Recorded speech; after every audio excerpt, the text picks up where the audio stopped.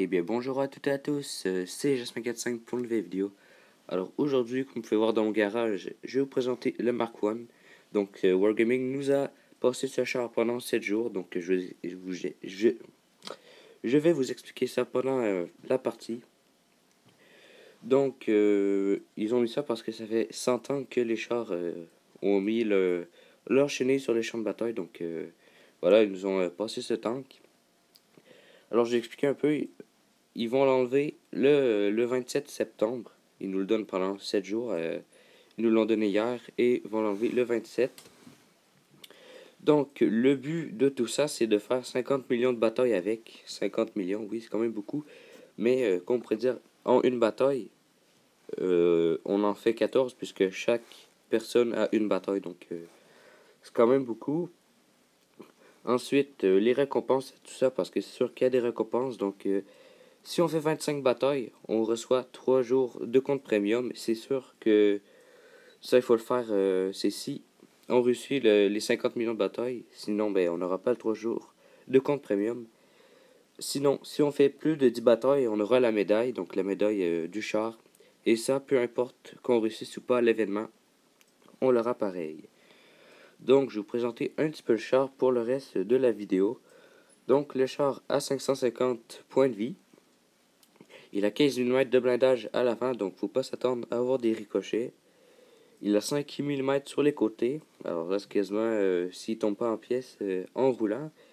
Et il y a 12 mm à l'arrière. Donc le blindage de la tourelle, parce que oui, il y a une petite tourelle à l'avant que le canonnier. Et Wargaming, on dit ça dans la description qu'il y avait une tourelle. Donc il y a 15 mm sur la tourelle, alors ça reste pareil pour tout l'avant. Donc le char, en général, donc le char, il pèse 28 tonnes. Il a un moteur de 300 chevaux, donc il peut atteindre les 25 km/h, ce qui est quand même pas mal pour le tout premier char. Je m'attendais à beaucoup plus lent. Le char a une rotation de 30 degrés, ce qui est quand même correct, puisqu'on est en tier 1, donc on ne peut pas vraiment se faire circle par d'autres Mark I.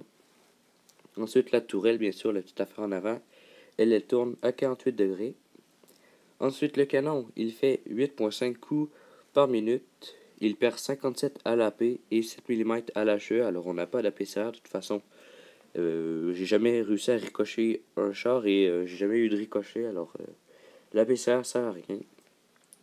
On finit avec les dégâts. Donc, il fait 90 dégâts à l'AP, 120 dégâts à l'HE. Et pour finir, le temps de visée, c'est de 2,3 secondes. Il faut prendre en compte que quand on joue avec ce char-là, on joue seulement dans cette map-là, donc dans Fort Désespoir. Et on peut jouer seulement avec des adversaires qui sont en Mark I.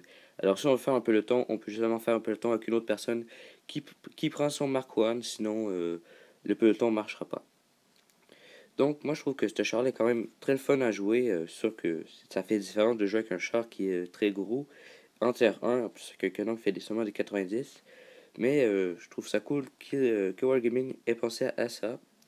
Sinon, c'est sûr que ça va être le best, ça va être de contrôler les canons sur les côtés et tout. Mais bon, voilà, faut pas trop en demander. On est quand même pas sur PC.